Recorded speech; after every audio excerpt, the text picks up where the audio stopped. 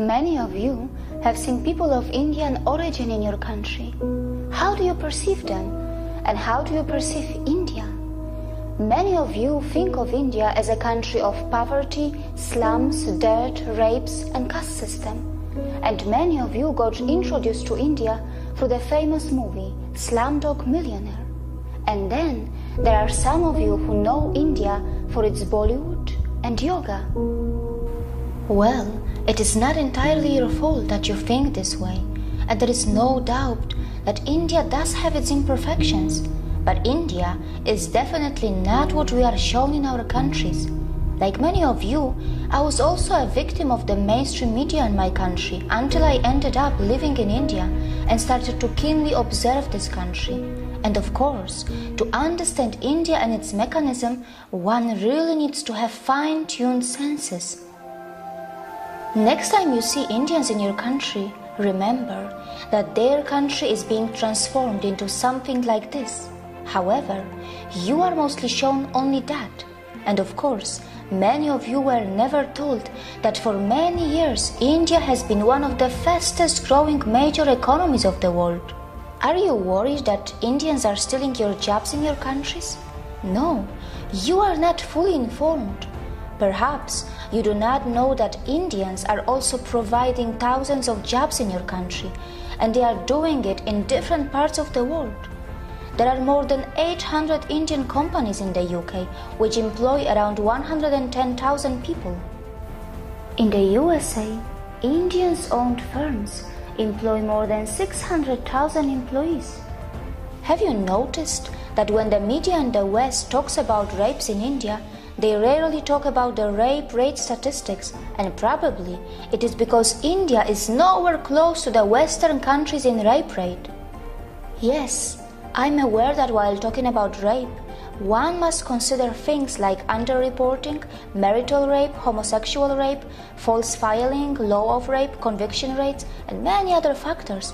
And that is why I sincerely recommend you to dig a bit deep into this and analyze where your own country stands before you become a victim of the mainstream or fake stream media. By the way, were you also told that the so-called developed countries do not only have a much higher rape rate, but also their citizens travel abroad to rape the citizens of poor countries? Europe, North America, Australia, New Zealand are some of the main sources of international child sex tourists who perform sex crimes in other countries. Were you also told that many Western women travel abroad to enjoy female sex tourism? And it is difficult to believe that the boys who are hired by these rich women are in some cases not underage. India has always been a multicultural society, and yes, in one way or another, discrimination may exist in India too. But wait, which country is crime-free? Is your country crime-free? Is there no discrimination in your country?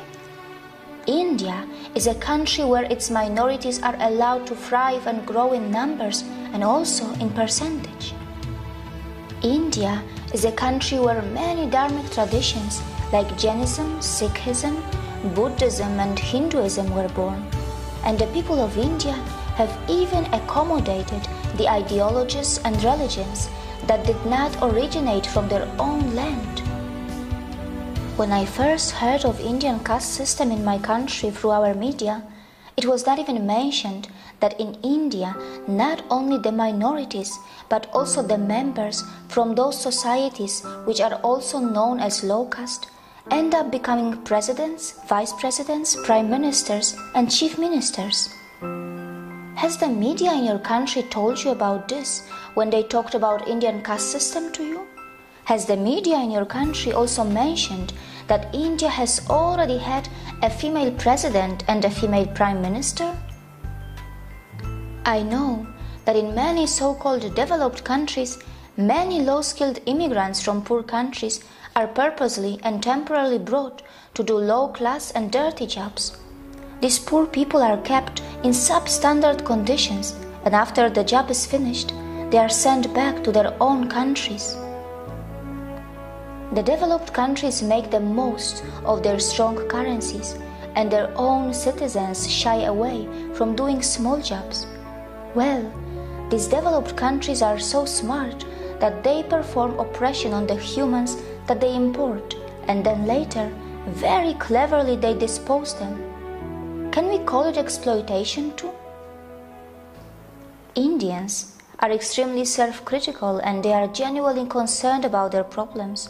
They do have the intentions to fix their problems, and they do not shy away from talking loud against their democratically chosen governments.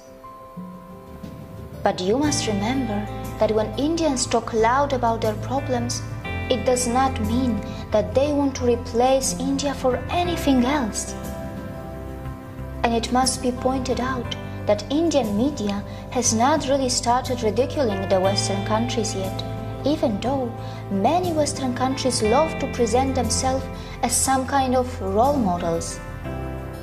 These Western countries continue to forget that they can also easily be ridiculed for their wealth inequality, crimes, intolerance, rapes, poverty, and even hunger.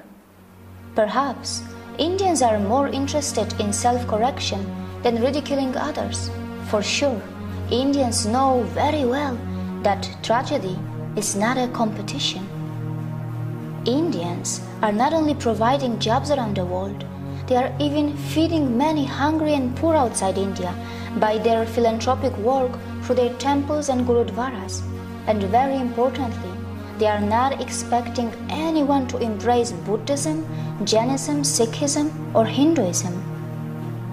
There is no doubt that India does need to improve its modern waste management infrastructure, as many of its streets continue to look dirty, even though an average Indian produces far lesser waste than an average American or European. Also, the per capita emissions from India are so low in comparison to the USA or China, and Indians are nowhere close to the West when it comes to historical emissions. For all these years, you were told about the poor sanitation of India, but you were never told that Indians were also the pioneers in ancient sanitation system long before the Western countries got civilized. But of course, it shouldn't matter today. Even after 70 years of its independence, India is still not open defecation free. The government of India is running some massive scheme to build millions of toilets, and only time will tell if that is going to be enough or not. Not many people know that when it comes to defecation, some citizens in the Western countries have a strange addiction, or rather a disorder, and this is where a potential exchange can take place between India and the West. India can bring the latest sanitation system techniques from the West, and the West can benefit from the authentic yoga from India that can help those Western citizens who are suffering from such disorders or addictions. But of course, it can only happen if the Western societies are brave enough to address their embarrassing problems and not just sweep them under the rug, as it is very well known that such kind of disorders and addictions have been reflecting in the Western adult film industry as well. Not many people know that India has nuclear weapons, and it is said that India has the 4th strongest military in the world. But India does not believe in muscle flexing like China or the USA, and neither it believes in expansionism. And yes, India is not a world leader in everything. It's not a world leader in earning money by selling weapons. It stands nowhere when it comes to earning money by selling crude oil. However, its space agency, ISRO, does earn money by sending satellites in space for a very cheap price, fulfilling the satellite dreams of poor countries, and also by helping the advanced countries which want to save money. India is not a leader in the porn industry, and neither it is a top destination for sex tourism. Mostly, Indians are just very simple and kind-hearted people, and only some of them know that their land was the richest in the world for thousands of years, and it was gradually pushed into poverty as it was exploited, looted, and colonized by its invaders and colonizers. And these unfortunate victims who have just tasted their independence after centuries of oppression and atrocities are finally rebuilding their country in an extremely democratic environment that may slow down things a bit for them, but at least their system attempts to involve everyone in the rebuilding of their nation. The good news is that India's rise is unlikely to cause any country a demographic trouble, as India's dharmic institutions are not interested to convert you from your religions. Not just that, we are not really going to face any brown supremacy, even though Indians themselves come in all skin colors and features. It is also highly unlikely that Indians will hate you, even though many of you may have developed prejudices against them because of the mainstream media houses, which for some special reasons are overplaying and sensationalizing their problems. Indians are gentle, accommodating, compassionate, hospitable, and yes, they do not have a fake smile. Their smiles are still very real, and most importantly, they are forgiving. Look how they even welcome the people from the land of their ex-colonizers in their country, even today. Before you comment on India, remember that the countries which were never colonized will not easily understand what it means to suffer from a post-colonial identity crisis. India may have its imperfections, and in this process of rebuilding, it will make its share of mistakes, and it will learn from them. Perhaps we also need to learn how to build a relation with Indians on equal terms, with mutual respect, without feeling superior or inferior, while focusing a bit more on ourselves to address our own embarrassing problems. See you again.